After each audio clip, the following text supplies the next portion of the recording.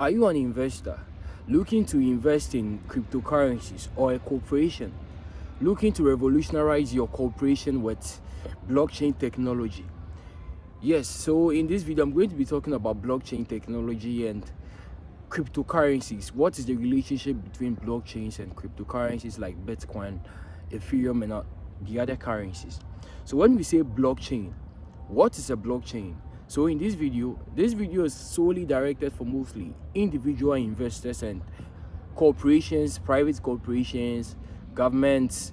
So basically young entrepreneurs who would also want to be leveraging the blockchain technology in various fields of business. So when we say blockchain, what is a blockchain? Blockchain is an open peer-to-peer reliable network which is distributed. So basically, when you see peer-to-peer network, it's a network of computers across the world. Your phone, my phone, other computers, and other servers. That has been synchronized to become one. We say one general computer, one generalized computer. So when we say a blockchain is basically a generalized computer of computers that has been combined in a synchronized manner to be a one single computer, which is not owned by a single entity. As of 2019, there are over 800 blockchains, 800 different types of blockchains, which are still growing, and I'm anticipating we are going to be seeing more as the technology keeps on growing, and there's going to be more progress. So when we talk about blockchain, so blockchain moved from an internet of money to an internet of value. When we say an internet of money to an internet of value, what we clearly are trying to say is, earlier, let's go back into the early 2009 when the inception of the birth of BTC by Satoshi Nakamoto, which they say is a group of people or a single man. There's a whole backstory to that, but that's not what we're going to talk about today.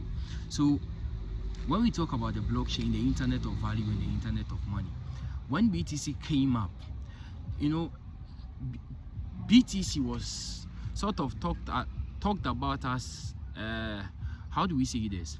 Talked about to be sort of just a virtual money. It was just virtual money that goes up and down. But as technology evolved, BTC evolved. Now it has now become of value, assets. So exchange of value. Blockchain has now storage of data, because you can store transaction history. You can store identity to prove an identity. So a company can use blockchain as a form of identification for the employees. So you get to see, in the beginning, it was just, people perceived blockchain to be just internet of money, where people are just putting money in a digital program, and it's just going up and down, it's pumping, and people are just making money. And then as it evolved, then we now say we are now in an era where blockchain is now an internet of value, because it now opens the door for us to place value, whereby now I'm able to send you BTC, and when you receive it, it's now something of value. Because if I should send you BTC now, as I'm making this video, BTC was somewhere 66,000. As today is even the 6th of March, Ghana is celebrating our independence. So shout outs to Charlie, all the Ghanaians, and shout outs to Ghana. So internet of money to internet of value, because now we've placed value into the system, whereby I can send you money, whereby as a corporation you can store transaction history, documents. So as we know, blockchain is a peer-to-peer reliable network of computers. So what are the properties, the fundamentals, the key fundamentals of a blockchain? As blockchain is clearly related to cryptocurrencies, because blockchain is the mother of cryptocurrencies. So when you talk about the fundamentals of a blockchain, talking about the fundamentals, the key fundamentals, we will talk about immutability. The immutability is whereby transactions or programs that has been written cannot be rewritten. So let's say you're a corporation and you are using blockchain as a medium of storing documents, classified information, whereby you would want to protect sort of the legitimacy, the authenticity of the document with immutability. Once these data are deployed on the blockchain, it remains there technically forever and ever. It can't be changed because it has already been written. So that is the immutability, which is one of the key components of a blockchain, immutability. So as an investor, any blockchain that or a corporation that you would come across, whether you are an entrepreneur and you come across a blockchain where they tell you immutability, it's not one of their core principles, then know that it is not a blockchain, because immutability is one of the key components of a blockchain, because it's very, very important. Immutability is where your data is going to be protected. So then we have censorship, borderless, neutral, and permissionless. So when we talk about the permissionless and the borderless, let's talk about the permissionless, because the permissionless, there's a distinction. We have permissioned blockchain and we have permissionless blockchain. With the permissionless, you don't necessarily need the authority of someone or of an entity to get access. But with the permission, you need to be authorized by a centralized entity. So that now brings the types of blockchain we have, as we are talking about the fundamentals. As the fundamentals, it is borderless. Blockchains are borderless. So as we are here, I can access the Bitcoin blockchain. I can access the Ethereum blockchain. So let's say if we are a company or an individual, you're trying to invest, because this video, I want to clarify this before we continue this video. As an investor that you would want to be buying cryptocurrencies, it's very, very important that you understand what a blockchain is, because when you are able to understand what a blockchain is, then you'll be able to know the type of coins you are supposed to be investing in. You understand me?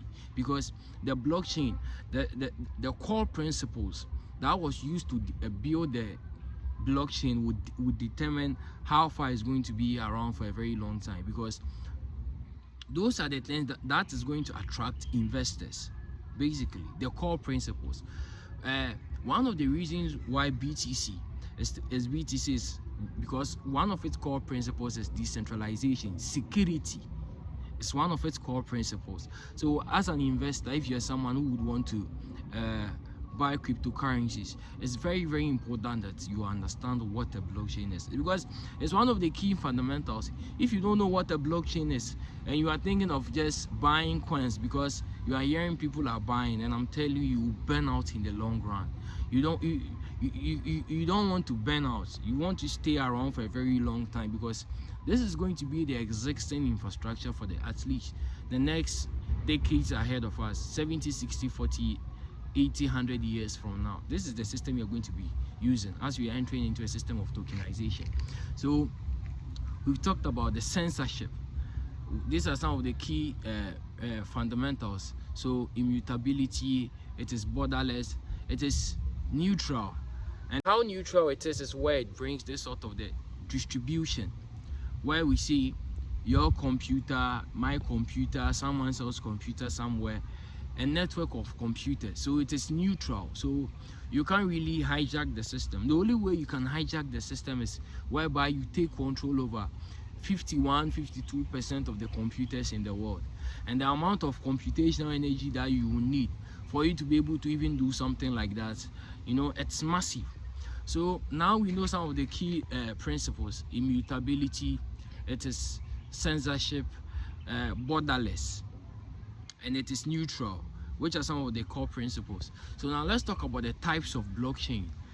When you talk about types of blockchain, what are the types of blockchain that we have? Talking about the types of blockchain, that we have the public permissionless blockchains. The public permissionless blockchains are the blockchains that you don't need the authority of any entity to get access to these type of blockchains. So Public permissionless blockchains, that is where BTC is. As BTC, you don't necessarily have to do any KYC. You don't need any, oh come on, you don't need to do any KYC or provide all those things. Ethereum is also a public permissionless blockchain. Solana, and we also have public permissioned blockchains. This is a public permissioned blockchains. These are the blockchains whereby selected group of people, delegated group of people have been given this sort of authority, or you say access. And when talking about the public permission blockchains, that is where Ripple, XRP comes in. As talking about XRP is a public permissioned blockchain, whereby even in terms of the access, a sort of cross-border payments. XRP is mostly for inter-cross-border payments, so that's something where banks, so it mostly works for banks. That this bargain is trying to stress the hell out of me, for banks. So cross-border payments, so you get to see, so XRP falls under public permissioned blockchains. And then we have consortium blockchains. These are blockchains that are for associations. So we have like the Ethereum Alliance. So the Ethereum Alliance consists of associations like Microsoft, JP Morgan, Consensus, Intel. They tend to help with the efficiency of the Ethereum blockchain. So these are some of the entities that have been delegated within the consortium blockchain to help validate the system. So for such a blockchain like that, just a selected group of people have been delegated to have access. It's almost similar to this sort of the public permission blockchain, but the consortium, we can say it's more has to do with private entities, as this sort of Microsoft, JP Morgan, and the public permissioned blockchain. So we can even put the CBDC as the central bank digital currencies, which is the currencies that's going to be launched by the government. These currencies are not like the likes of BTC or Ethereum. They are programmable money that have been programmed with some predefined rules. Maybe as a CBDC by a country, you will need a KYC. You have to be verified. So the public permission blockchains can be thought of to be like our financial banking system, where when you go, we take your name, your details, and if the bank then accepts you, and then you become we say a participant in that system, same as the public permission blockchains.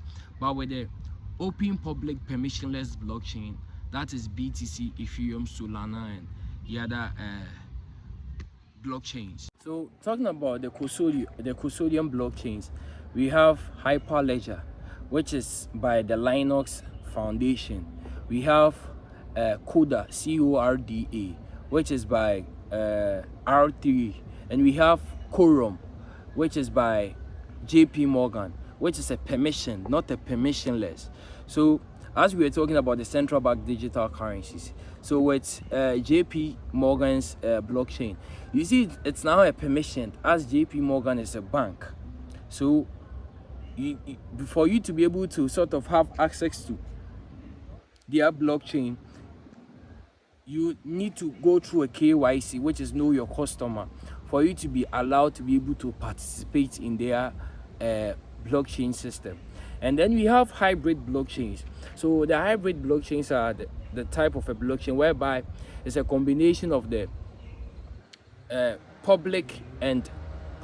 open public permission blockchains and private permission blockchains. So the privates like that of the JP Morgans, and also a combination of that of BTC. So these two protocols has been combined. So with the hybrid, we have something like the I think, is it Dragon Chain or Dragon Coin? One of them, I think. I have to go and check and see, or you can wait. Yeah, the Dragon Chain, something like that, which is a hybrid blockchain. So we have a dragon chain. So let's talk about the consensus algorithm, because this is where, as an investor or a corporation, if you want to select your the type of how do I call this, the type of blockchain that you would want to use, this is where you have to pay key attention, because with all these blockchains, these type of blockchains, and even that we know of BTC, Ethereum, Solana, XRP, the Binance Smart Chain, all these blockchains, that they are over 800. Each of them have their own advantages that they do have over the other, and some of the advantages are, some have the advantage of speed. So when we talk about speed, we can bring XRP, which is by Ripple, to speed. So as an investor, you need to take into consideration when you are investing the coin you are investing, the blockchain, what are its core. So these are some of the core principles you have to be looking at when it comes to speed. XRP is very well known for speed. When it comes to security, some are very advantageous when it comes to security. So we can give you the likes of BTC as the proof of work. So BTC has a very strong security-based system. So that is the advantage, one of the advantages. And when we talk about governance, with BTC is not really has that much of an advantage when it comes to governance. So in governance, Ethereum, which is the staking, because with the proof of work, with the mining, it sort of raised this challenge whereby how do we distribute the mining power, the mining energy? Because imagine if one person, let's say a centralized entity, dominates more in terms of the mining, there's a lot of problem can come, because the mining is sort of a way that transactions are validated on the Bitcoin blockchain. So there are countless of miners all around the world competing, trying to solve a puzzle to come up with the answer. So in terms of governance, we will give it to the Ethereum as with staking. Stakers, you tend to stake an amount of ETH. The minimum, I think the last time I checked, the minimum was 32 ETH. Now I don't know if they've increased it or it's still the same, but 32 ETH, which is used as the governance. So by that, if a validator, one who validates transactions, tries to maybe cheat the system or something, your 32 ETH is going to be used as collateral. So this then incentivizes stakers not to want to misbehave, because at the end of the day your money is on the line, so you wouldn't want to play some sneaky games. So that is for governance. And then we have some for which have an advantage over confidentiality. When we talk about the confidentiality, that is where we have Zcash and Monero, because it sort of gives this level of privacy. That is the Zcash and the Monero. And some is for compliance when it comes to regulatory regulations and all those things. That is where the Ethereum Alliance, the likes of the JP Morgans that we talked about earlier, that is where they also tend to fit in. And then let's talk about the second layer solutions. When we talk about the second layer solutions, what are second layer solutions? So second layer solutions are roll-ups. So basically we say systems that has been built on the existing blockchains. So let's take the likes of Ethereum. Ethereum tend to use this concept of gas fees, whereby transaction fees are very high. There were some times, you can be minting, especially for those who mint NFTs. You can be minting an NFT for maybe worth $50, and you can be paying gas fees about $100, $200. So you get to see gas fees were very high. So, which is talking just exactly as we were talking about the advantages. So when it comes to speed, XRP, which is the Ripple, it tends to have speed, and with the Ethereum blockchain, it has the governance. But when it comes to the transaction speed, that is where it also tends to have this sort of problem, because it sort of have a minimum of 13. I think is 13 seconds per transaction or something like that. But XRP is about like within a matter of 7 seconds. You know, you can even send about 20, 30, 40 million dollars within a short period of time. So which is more favorable for the banks cross-border transactions. So that is XRP. And for the governance, so let's say you're a corporation and you want to build a a system. So using the likes of Ethereum for governance, you sort of now it's very good for governance, whereby power can be shared almost equally among your organization. And the confidentiality, that is the Zcash and the Monero, and the compliance, which now comes into the JP Morgans and DApps. So basically these are the types of the blockchains. And then we have the hybrid, which we talked about, the hybrid. So to talk about the layer 2 solutions, so the layer 2s are built upon the layer 1 blockchain like Ethereum. So that is Polygon. So Polygon Matic is a layer 2 which has been built on the Ethereum blockchain. So to talk about the layer 2, we also, when we enter into the realm of layer 2, we have different types of layer 2 because we have state channels. So the state channels is mostly where transactions are sort of, how do I say this, off-chain. It's mostly off-chain, and then we say the end resource is then brought back onto the actual chain. And then we have, I think we have roll-ups. So to talk about the roll-ups, which is the ZK roll-ups, optimistic and ZK roll-ups, which is where multiple transactions are then batched into one single transaction. That is how the roll-ups they tend to work, which is also in the layer 2. And then we have side chains. So the side chains are mostly where different mediums of validating transactions has been brought in to assist the main blockchain. So side chains, so it's something like a side chain, a sidekick, a side check, something like that. So basically to assist them in executing the transactions. And then we have the plasma. So the plasma tend to work in such a way, it uses this sort of a hierarchy. So maybe firstly the child confirms, from the child the big brother confirms, a big sister confirms, uncle confirms, father confirms, maybe grandfather or grandmother also confirms. So it uses this sort of hierarchy to the final one at the last end, which is the main blockchain then confirms. So these are some of the types of blockchains. So in terms of an individual, these are all technicalities. Somehow you have to familiarize yourself with if you really want to stay around, or as an entrepreneur you want to be delving more deep. So these are the types of blockchains as we discussed about.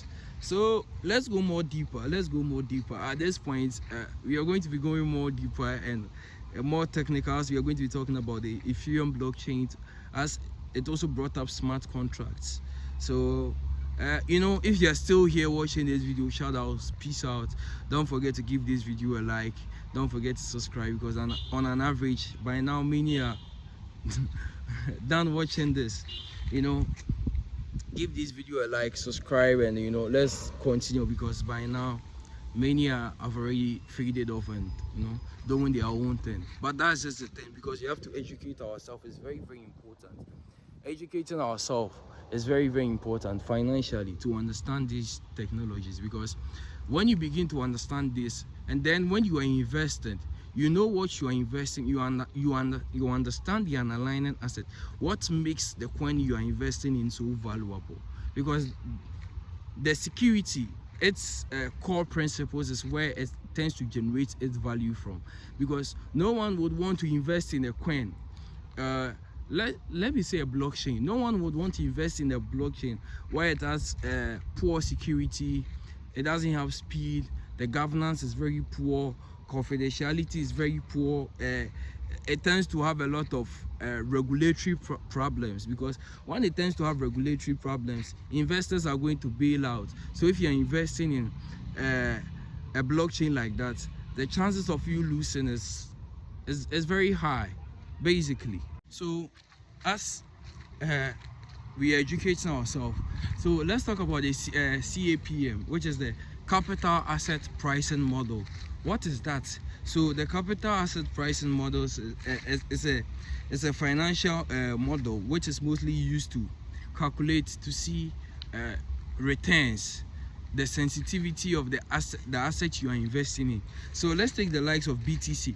As you want to invest in BTC, how do you, because with the CAPM, with that you're able to determine the volatility rate of BTC, or not just BTC, any other coin that you would want to invest in.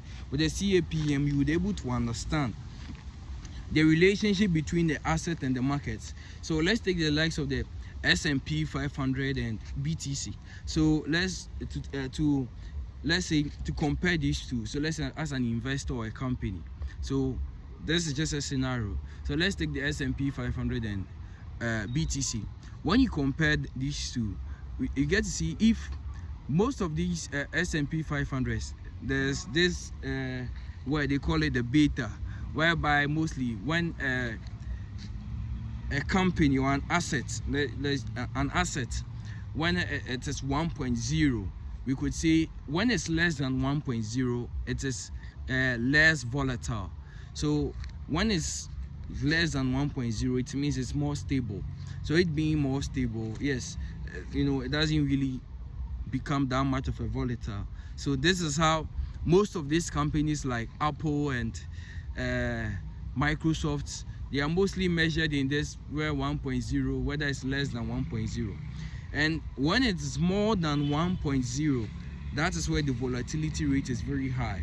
So if it's more than 1.0, the chances of the risk of it being bullish is very high, but also at the same time the risk of it being bearish is also very high. So the more it is more than 1.0, the more volatile it becomes. The less it is less than 1.0, the less volatile it becomes. So it tends to become more steadily. So with the CAPM, this is whereby you start to use historical data to understand the historical data. So if you're an investor and you want to invest, you've heard people talk about Bitcoin, you've heard people talk about Shiba Inu, you've heard people talk about XRP. Just name the coins that you've heard of. Probably just name them. You can leave them in the comment box. You've heard people talk about. So this is the time you have to start to do your research from historical data. After you've understand these underlying core principles, the immutability, the censorship, its security, its compliances, when you understand that, and then you begin to understand the historical data, how has it been performing for the past 2 months, the past 3 months, the past 4, past 6, 5 months, 1 year, 2 year, 3 year, 4 year, 5 years, 6 years down the line. Because then you're able to see the credibility. Because at the end of the day, you wouldn't want to go and save your money in a bank that just appeared out of nowhere and it's telling you, yes, we're a new bank. You need to know more information about them, because one day when you should wake up and the bank is nowhere to be found, whom are you going to ask? It's the same thing as this blockchain technologies. As a corporation, if you want to develop your own supply chain system or maybe your own way of storing data, you have to understand all these things, because it's an investment. You have to understand the potential. You have to see the potential. So understanding the CAPM is very, very important as an investor, that you educate yourself, that you also understand that. So talking about that, so let's talk about the Ethereum blockchain a little bit. So hey guys, so let's talk about Ethereum. I want us to talk about Ethereum a little bit. As Ethereum, let's bring Ethereum in. So if Ethereum was when we talk about Ethereum, what makes Ethereum very, very valuable? That is attracting more investors. Ethereum brought up smart contracts, which is one of its key components. When we say smart contracts, what is a smart contract? So basically, what a smart contract is it's a system, it's a program, it's a programmable language, which is Solidity. So Solidity, those who are programmers are familiar with it. So it is used to write a specific command or rule, whereby let's say for those corporations, maybe in casino or whatever you do, some ants are trying to bite me. So let's say casinos, and you are investing in them with a smart contract. Some predetermined rules can be written in such a way whereby it can be written in such a way, if a user should connect his or her wallet to maybe the platform, which is the blockchain connecting your wallet, if the user has the user must have at least 0.01 ETH in their wallet. So if you should connect your wallet to the protocol, the contract, and you have less than 0.01 in your wallet, it will reject you. So you're able to set predetermined rules. So you can even set rules whereby it's like, if someone, let's say a casino, you are a casino, and you use this smart contracts. So if a user has at least maybe 1 ETH in their wallet, allow them to be able to gamble or stake, just like the Ethereum staking. You see, it's using this sort of smart contract whereby the minimum is 32 ETH. No one is sitting there who is coming to ask you whether you have 32 ETH in your wallet or not. As soon as you connect your wallet, if you indeed have 32 ETH in your wallet, the system itself will automatically allow you to invest in, so which is staking. So the smart contracts, and the smart contract also open the door for DeFi, decentralized finance, whereby it is not like the old traditional finance system whereby you need the authority of someone. So as we talk about Ethereum, some of the things that make the Ethereum blockchain very valuable is gas fees, because as much as you say gas fees are very expensive, one of the advantages that makes BTC very I said BTC, I'm already talking about BTC, Ethereum very more valuable is the gas fee, because as if you were talking about the layer 2 solutions, the likes of the Polygon, Matic, and other layer 2 solutions, they are built on the existing Ethereum blockchain. So for every transaction that will be taking place within the layer 2 systems, they are going to be using the Ether, which is the native currency of Ethereum, to be paying for the gas fees. So it tends to create this sort of a system whereby Polygon, people are using Polygon. So the more people are using Polygon, the more Polygon's protocol is also going to be using the Ether, the Ethereum native currency, for paying its gas fees. And also it has also opened the doors for decentralized application, that is DApps, which has opened the door for metaverse, yes, to developing decentralized applications, whereby you can develop your own application on the blockchain, you can develop your own game. So basically this is where you corporations, you tend to come in. You can develop your own systems, your own existing systems, your own financial infrastructures on the Ethereum blockchain. Even as an entrepreneur or a developer, you want to develop something. So these are some of the things that tend to make Ethereum very, very valuable. So when you begin to understand these things, these core fundamentals, then you begin to see, you derive the value of the blockchain or the assets you are investing in.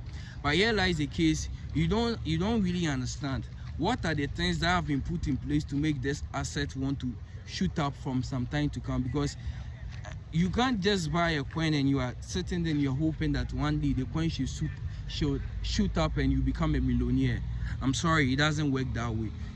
You have to understand all these things, all these key components, because with the smart contracts by Ethereum blockchain, it also opened the doors for NFTs, whereby you can tokenize your house. You can even tokenize this house if the government doesn't come and arrest me. You understand me? It can be tokenized, and it can be sold on the blockchain. Basically, if I should provide the necessary legal details that has to do with it, I can even sell the council. This is the municipal assembly's building. I can tokenize it and I'll sell it. I'm just saying, just to give you an example. Yes, so basically, you see, so with something like this, it now tends to drive value, because with this, Ethereum now has a platform whereby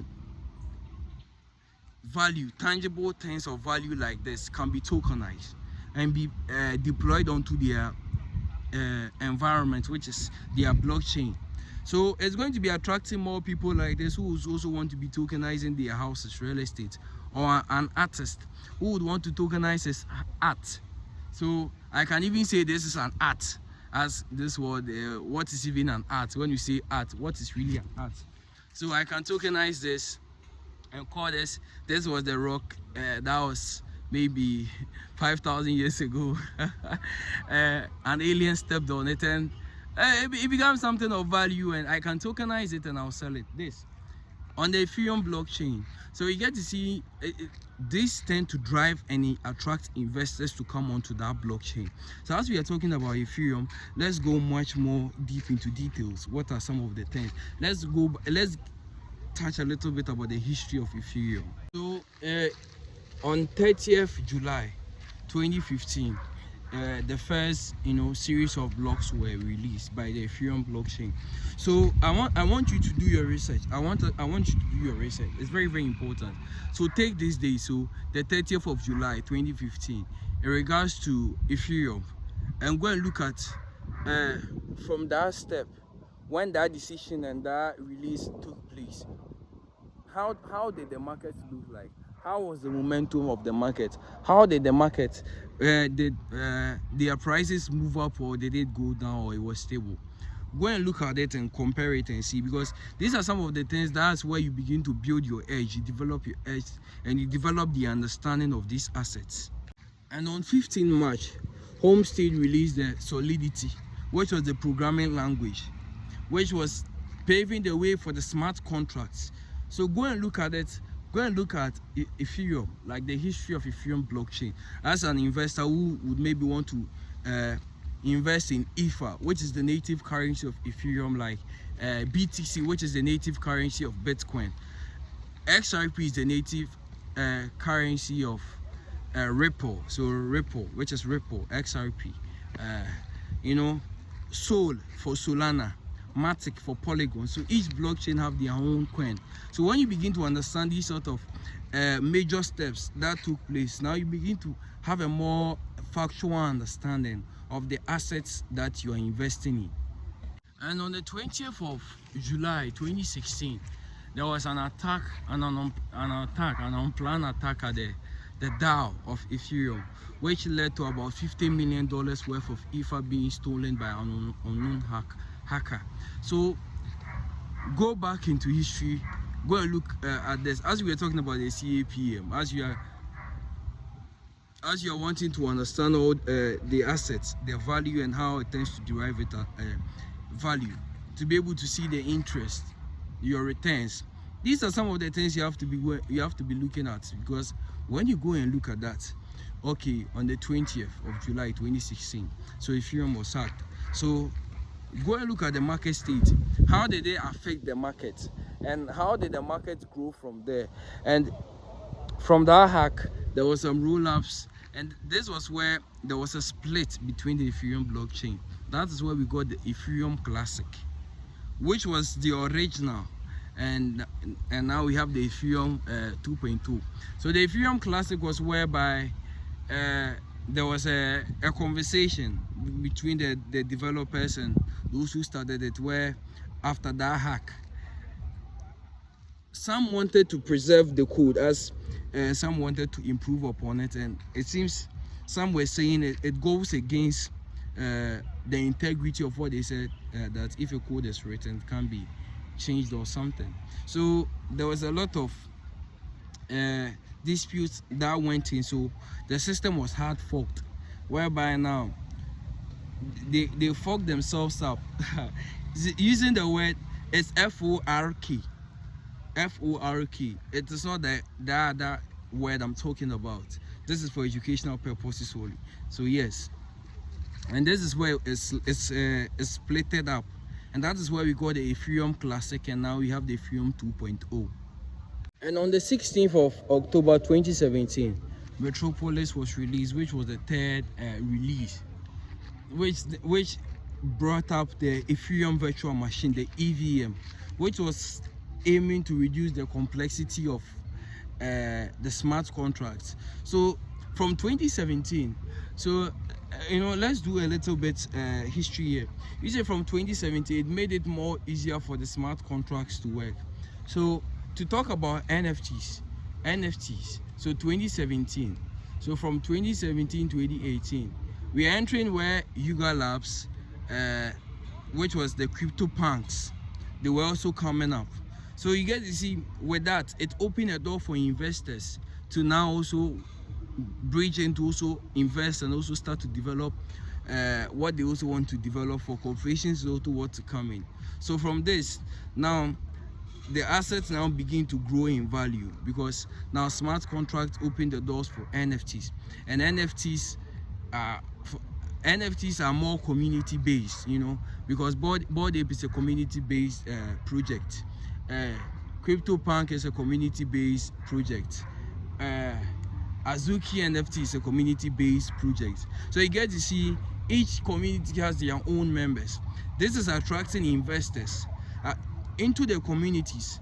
The more the community grow, the more the Ethereum blockchain is also going to grow, and the more Ethereum is going to grow in price, because these assets are going to be traded on the Ethereum blockchain, and ETH is used to pay the gas fee. So from this, Ethereum begins to grow in value. The asset tend to grow in value. This is what I want us to understand.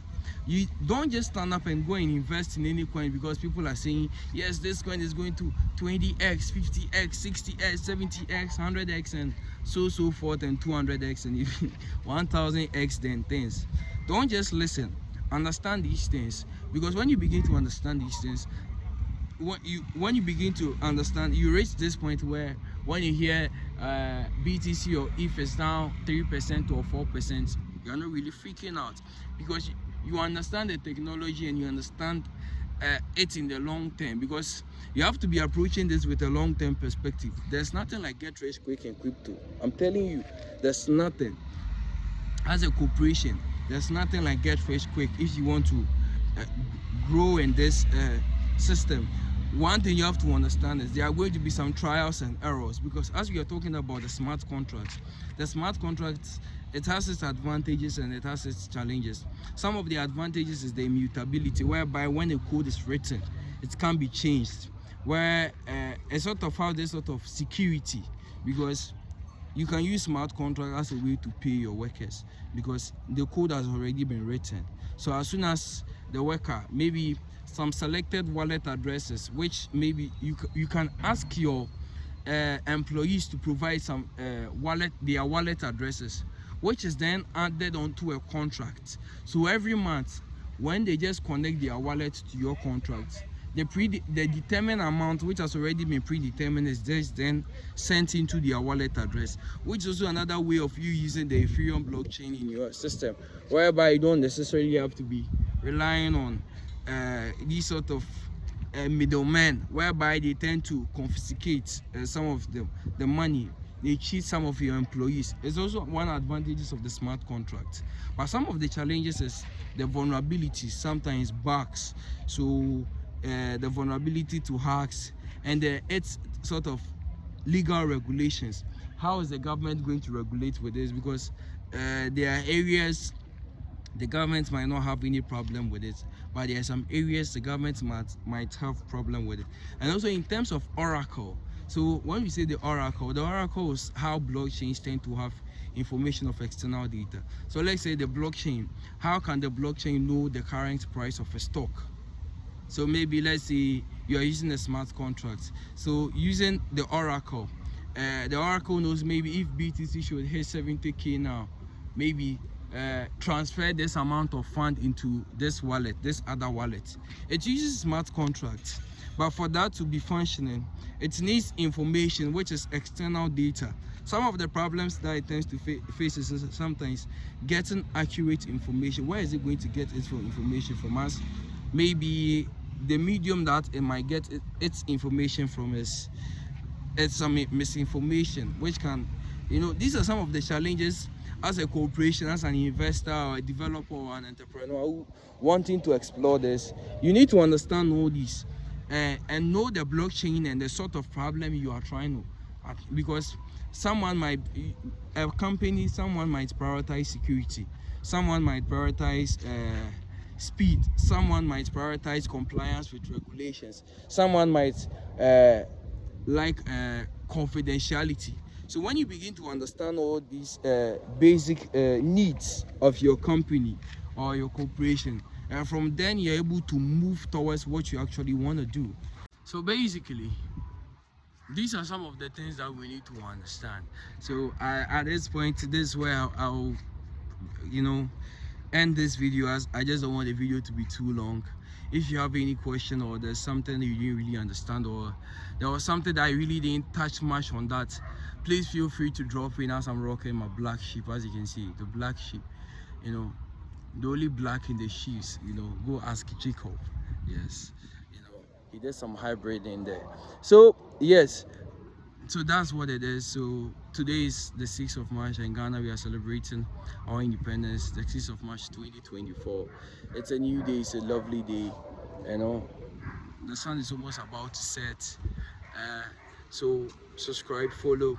If you're an investor, please take your time to understand, and as a corporation, if you're seeing this, you can share your video with them, let them know to understand. Or so if you're an investor, you're a corporate, wheresoever field that you are, and you just have any question, just drop it in the comments box or shoot me a DM on Insta.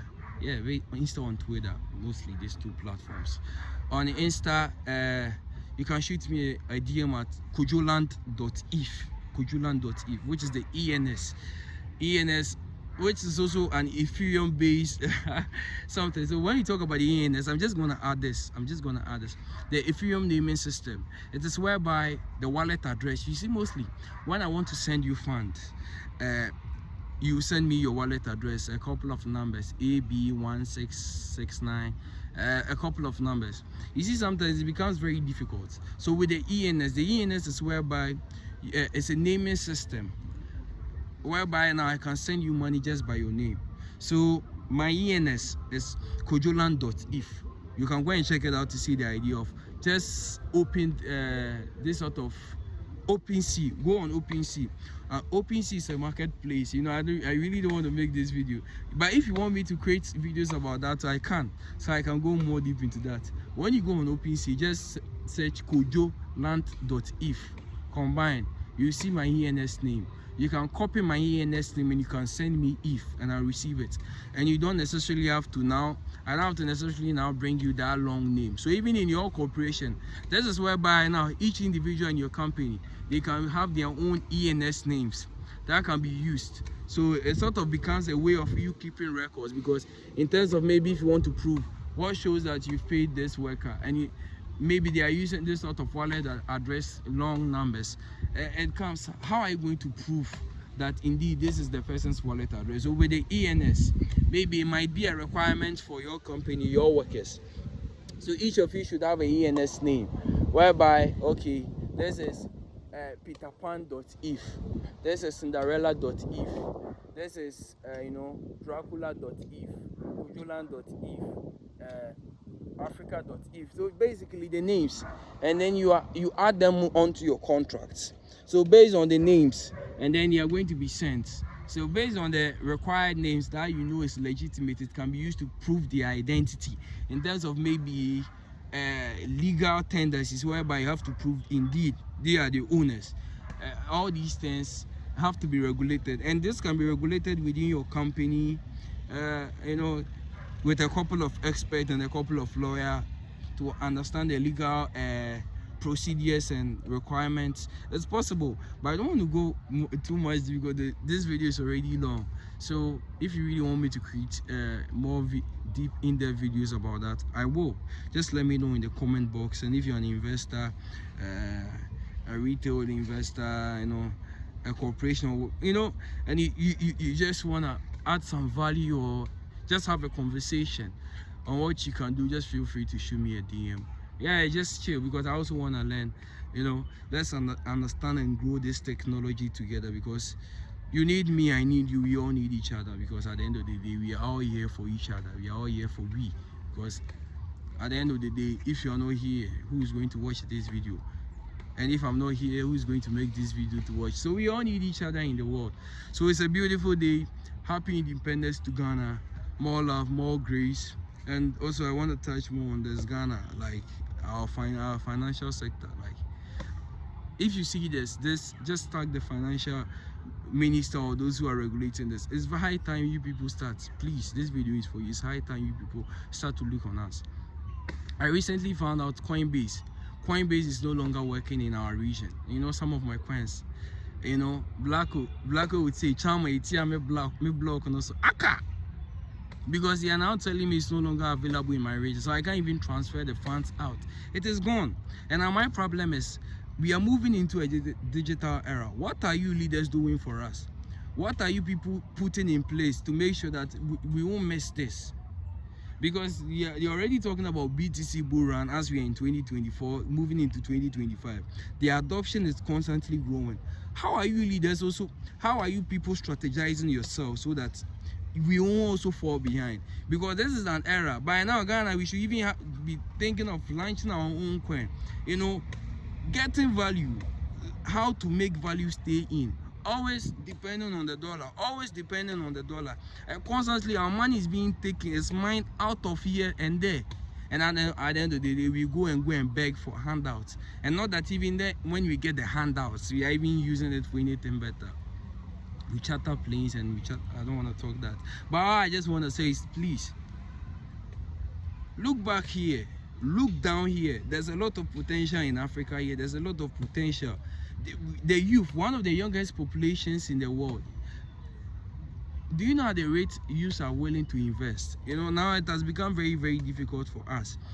We don't even have a Ghanaian exchange. We don't even have all these things, ways and means that we can generate income. What do you people do? You are trying to just restrict, talking about regulations. And sometimes when I hear some of the leaders talking about the regulations. If we were to be a loan that you people want to go and take from IMF, within a short span of 2-3 weeks, you people have already granted the bill and the loan is coming. But when it comes to matters that will truly benefit the people, but not the we say the 1% who sit in these high positions. If it is not for you people, there you people don't want, because it seems you people always want to take us out of the system. Besides, you politicians, what are the chances you people don't have offshore accounts? The chances of you people to invest in these stocks, this capital market, is very easy for you, but how much more about we individuals? As all these exchanges, crypto.com doesn't work here, Coinbase now. So ask yourself, how do you think the youth are going to be surviving? And when they are scamming too, you don't understand the reason why they are scamming. When our women are also doing hookah prostitution, you people are complaining about it. You complain about it as if you've given us the opportunity for us to also give us a fighting chance whereby we can also fight and create wealth for ourselves. You don't do that, and every ways and means that we are trying to find to generate income, you people are sealing it. At the end of the day, what are you doing for us? Nothing. You just a chop for our money. It's the truth. You know, I don't want to talk more. I love Ghana, I love Africa, I love peace. Let's learn, let's love God. Peace out. Grr.